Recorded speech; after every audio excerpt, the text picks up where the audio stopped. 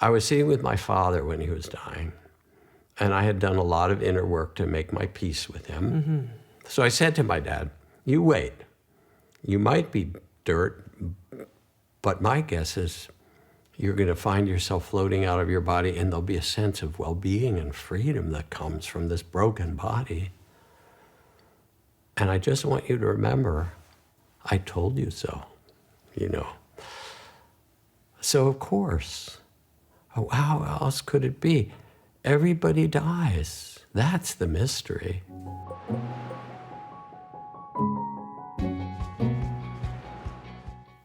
Now, you spent, Jack, when you were in Asia, more than a year in a silent retreat where Yes. the only person you spoke to was the teacher. Is that really Yeah, true, pretty first of all? much, yeah. We had to do every full moon and new moon, we had to do an hour-long ceremony of reciting our vows. And so I might have a little tiny few words with a couple of the other monks, but basically silent for almost a year and a half. The silence, people think silence is hard before they've tried silence. It turns out to be one of the easiest things, because the silence opens that gateway in us to see the light in the oak tree that you never saw before because you were busy doing something, to feel your step in the crunch of the autumn leaves. And all of a sudden, that silence lets you open to these whole other dimensions of life. And I remember I was walking back and forth in this little hut that had maybe 14 steps of length that I could walk and turn around and then walk back the other way. And I'd been sitting and walking for 45 minutes an hour, sit again, pay attention and become the witness to it all. It was ardent and so forth.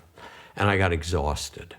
I said, okay, I have to rest. So, all right, I'll sleep on the wooden floor, because that way it's not very comfortable. I had a little mat, but I won't sleep on that, and that way I'll get up sooner. So I lay down to sleep, I fall asleep, and I get up, and I rise up and I walk to the window that's the end of my hut, and I look out, and at some distance in this monastery, I could see my teacher's hut. And then I turn around and I started to walk back the other way, and then I stopped. And I said, there's a body on the floor. It was the first out-of-body experience I'd had in meditation. And I looked and I kind of, wow, that's me, And as I got close to my body and really paid attention, then I fell back into my body, and I was there lying on the floor. I was so intent on getting up, even though my body was exhausted, that some other part of me said, okay, I'm going to get up, even though my body couldn't or wouldn't at that point. So then I got up and I looked out the window again, and sure enough, everything that I'd seen in my, whatever you want to call it, out-of-the-body experience, astral body, some consciousness. And okay, this is why I came here in part. I came to learn about this stuff. And I've had a lot of those experiences since then. But what it's clear is that we're not this body, because who we are is consciousness itself, and we're connected in this way. It's not separate. So those are the kind of things I started to learn in the monastery, and then I've learned more as we do over the years. I want to go back to the out-of-body experience, Sure. because I think people have out-of-body experiences, and then they explain it away this way or the other way, something, it was a dream state or this or that, and they don't necessarily say, oh, this means that who I am is not the physical body. They don't come to that clear conclusion. And yet for you, in your experience, it seems like that conclusion was self-evident for you. Can you tell me more about that? You hear these stories all the time, people being in an accident and then catapulted out of their body, and later on they say, I was up there watching as the ambulances come. This is a common human experience.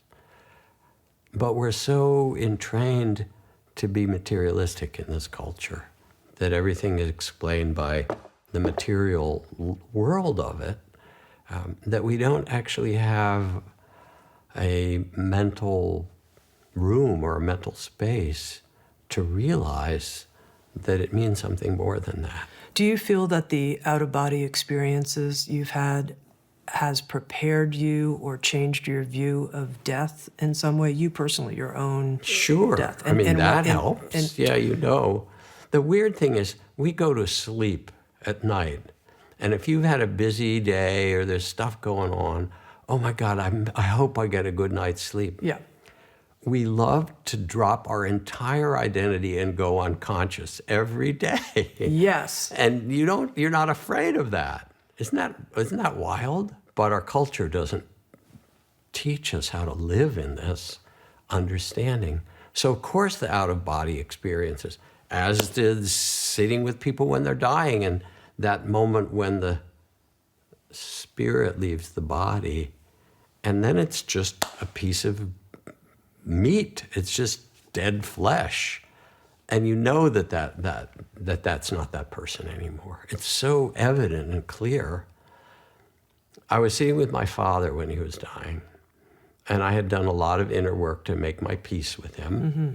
So I said to my dad, you wait. You might be dirt, but my guess is you're going to find yourself floating out of your body, and there'll be a sense of well-being and freedom that comes from this broken body.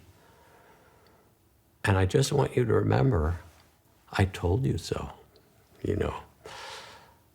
So of course, how else could it be?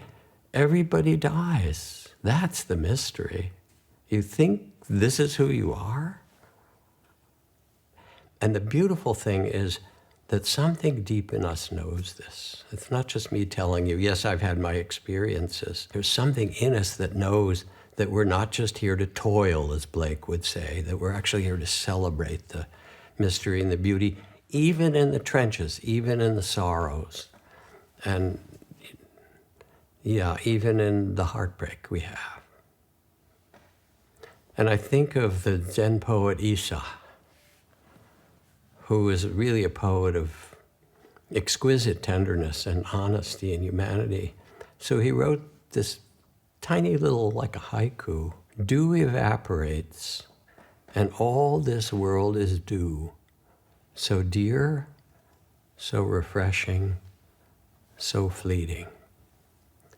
Now listen to this again, because he wrote it on the death of his daughter.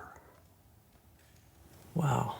Dew evaporates, and all this world is dew, so dear, so refreshing, so fleeting.